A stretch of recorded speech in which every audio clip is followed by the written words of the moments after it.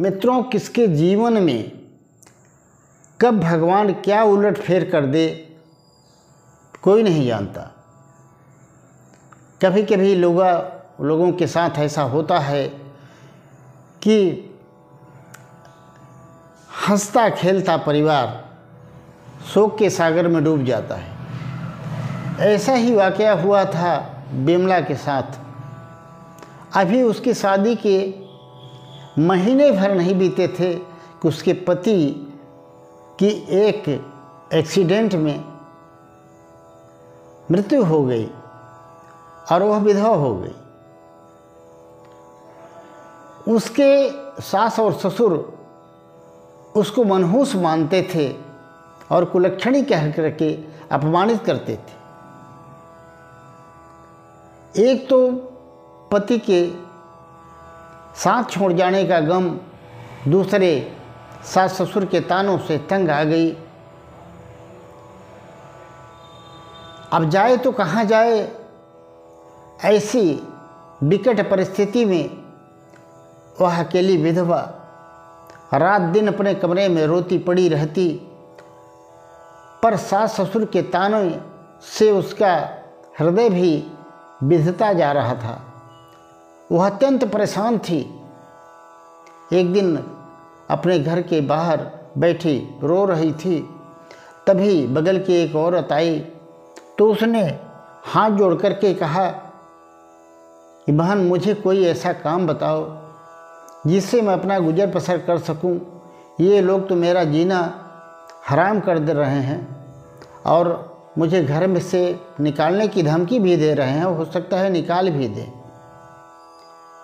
तो उसने बताया कि आप इस मोहल्ले के भी 5वें मकान के पास जाओ, बिल्डिंग, उसमें जो है एक काम वाली की ज़रूरत है और वहाँ तुम्हें काम मिल जाएगा तो तुम्हारा गुजर हो जाएगा। ये बात वो कह के चली गई।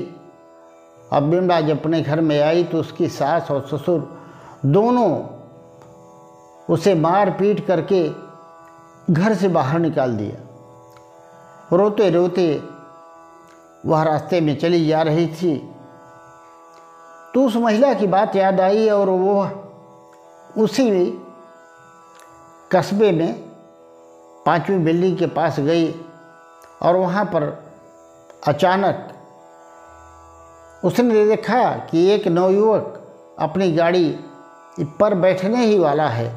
तभी वह जाकर के उससे हाथ जोड़ करके कहने लगी, भाई साहब,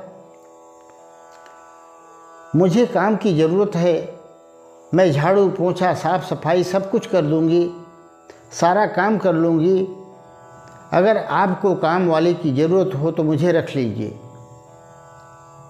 उस लड़के का नाम अरुण था। वह भी बहुत नेकदिल इंसान था। उसकी आंखें बता रही थी कि वह रोती ही चली आ रही है। उसने उसके चेहरे को देखते ही भांप लिया था। यद्यपि उसे आवश्यकता थी काम वाले की, पर उसे बिमला को देख करके तरस आ गई और उसने कहा, ठीक है, तुम हमारे यहाँ काम करो, मेरे यहाँ माँ है और मेरी 2 बहनें हैं, बहुत ज़्यादा काम भी नहीं है, तुम्हारा गुजारा हो जाएगा, तुम यहीं पर काम करो।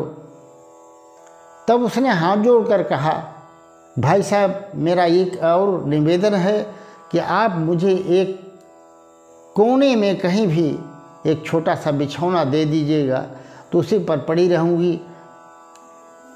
तो अरुण बोला, क्यों, क्या बात है, तुम्हारा कोई है नहीं क्या? उसने सारी वाकया बयान कर दिया कि मेरे पति का देहांत हो चुका है महीने भर पहले और सास ससुर ने मुझे अपशकुनी और कलंकी बता करके घर से बाहर निकाल दिए। मेरा इस दुनिया में कोई नहीं है, मैं अनाथ और बेसहारा हूँ। अगर आप अपने घर के किसी कोने में रहने का जगह दे देंगे तो मेरा गुजारा हो जाएगा। अरुण को उस पर दया आ गई। उसने घर में रख लिया और अपने माँ और बहनों को बता दिया कि इससे जो काम हो सके वो काम करवाते रहना और काम लेना, ये यहीं पे पड़ी रहेगी। माँ तो जैसे ही बात देखी, उसकी सूरत देखी, अब चूँकि विधवा के वेश में थी, सफ़ेद साड़ी में थी, तो अरुण की माँ बिल्कुल गुस्से में आ गई और उसने डांट कर कहा, ये तुम इसको क्यों काम पर रख रहे हो? सुबह सुबह इसकी सूरत देखने से तो ज़िंदगी खराब हो जाएगी, मेरा घर बर्बाद हो जाएगा, इसे काम पर मत रखो। पर अरुण ने कहा, माँ, भगवान जिसके साथ जो करता है हो जाता है, और जिसके जैसे जो कर्म होते हैं उसको ऐसा मिलता है, तो इसमें इसका क्या दोष है? आप इससे काम करा लो, अगर अच्छा लगे तो रख लेना, और नहीं तो न अच्छा लगे तो बाद में निकाल देना। अरुण ने उसको आश्वासन दिया विमला को कि तुम यहीं पे रहो और यहीं काम करो, कोई चिंता मत करो, मैं हूँ ना। और ये कह करके वो अपने ऑफिस चला गया काम करने के लिए। इधर विमला घर में रहने लगी और सारा दिन काम करती, झाड़ू पोछा से लेकर के, भोजन बनाने से, कपड़ा धुलाई से लेकर के सारा काम करती। पर उसकी मालकिन जो थी, अरुण की माँ और उनकी जो बड़ी बहन थी, उन दोनों को ये बिल्कुल अच्छी नहीं लगती थी और दिन रात उसे ताना महना सुनाया करती थी, हर बात बात पर डांट लगाया करती थी, इतना ज़्यादा अपमानित करती थी कि उसे डायन चुड़ैल और क्या क्या अपशब्दों का व्यवहार करके उसके दिल को चकनाचूर कर दिया करती थी। और विमला को दिन रात आंसू बहा करके ही वहाँ पर गुजारा करना पड़ रहा था। और इधर था कि अरुण उसे दिल से मानता था, उसके दिल में करुणा थी कि यह बेसहारा है और कहाँ जाएगी, अगर इसको सहारा हम देंगे तो भगवान हमारी मदद अवश्य करेंगे, ऐसा उसका विश्वास था।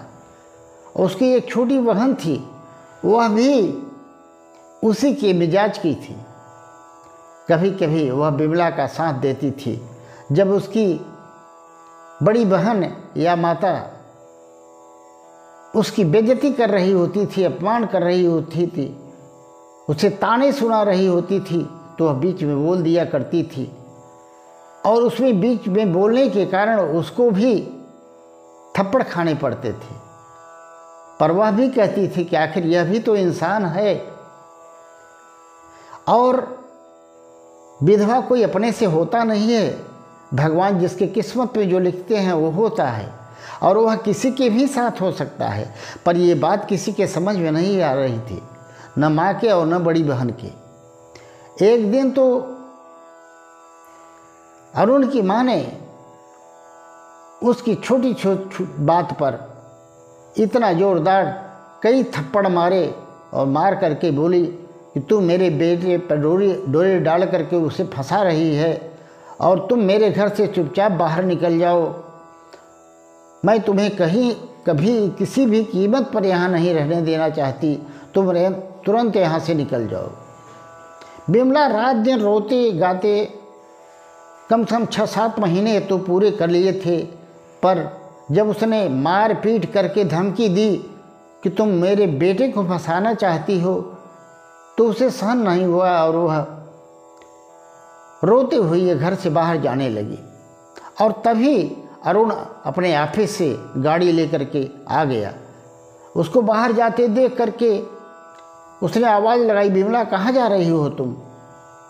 वह फूट फूट कर रोने लगी और बताई कि मेरे साथ भैया अब बर्दाश्त नहीं होता, कहीं भी डूब के मर जाऊंगी चलेगा, परंतु अब दिन रात का अपमान और मेरे कारण आपके घर में लड़ाइयाँ हो रही हैं, झगड़े हो रहे हैं, और आप भी बदनाम हो रहे हो, मैं भी बदनाम हो रही हूँ, तो इससे अच्छा है कि मैं यहाँ से निकल जाऊँ और आप खुशहाल रहिए। परंतु मित्रों, अरुण इतना ईश्वर पर विश्वास करने वाला नेक दिन और सज्जन इंसान था। उसने कहा कि देखो, मैं तुम्हारे लिए आज पहली बार कुछ ले आया हूँ और इसे तुम मेरे सामने स्वीकार करो और घर में चलो। वह आंसू पोंछने लगी, तब तक उसने एक साड़ी का पैकेट थमाया और उसे कहा कि इसे पहन लो। विमला ने कहा, मैं विधवा हूँ और ये रंगीन साड़ी मैं कैसे पहन सकती हूँ, लोग तो वैसे भी जीने नहीं देते और इसे कैसे पहनूंगी। तब अरुण ने कहा, तुम विधवा थी पर आज के पहले, अब नहीं। मैं तुमसे विवाह करता हूँ, आज ही विवाह करूँगा, तुम ये साड़ी पहनो। और अपनी बहन जो उसकी ताने मार रही थी उस पर, उसको भी समझाया कि ज़िंदगी में किसी के साथ कोई भी घटना कभी भी हो सकती है, इसका न तुम्हें ध्यान है न माता जी को ध्यान है। कोई भविष्य नहीं जानता किसके साथ क्या होने वाला है। इसलिए किसी भी अनाथ, गरीब और बेसहारा पर अत्याचार करके पाप नहीं बढ़ाना चाहिए। इतना कह करके उसने विमला को घर के अंदर भेज दिया और अपने हाथ से सिंदूर लेकर के उसे मांग में भर दिया और रंगीन साड़ी जो वो लाया था, चुनरी, उसको पहना करके विवाह कर लिया।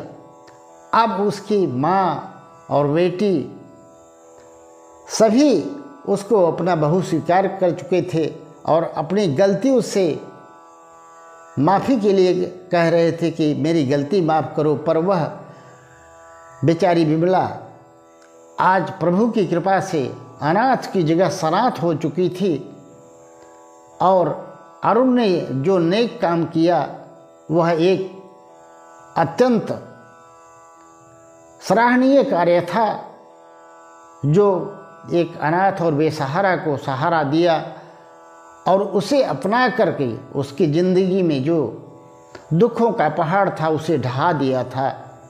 मित्रों, आपको कहानी कैसी लगी? अगर अच्छी लगी हो तो कमेंट में राधे राधे अवश्य लिख दीजिएगा।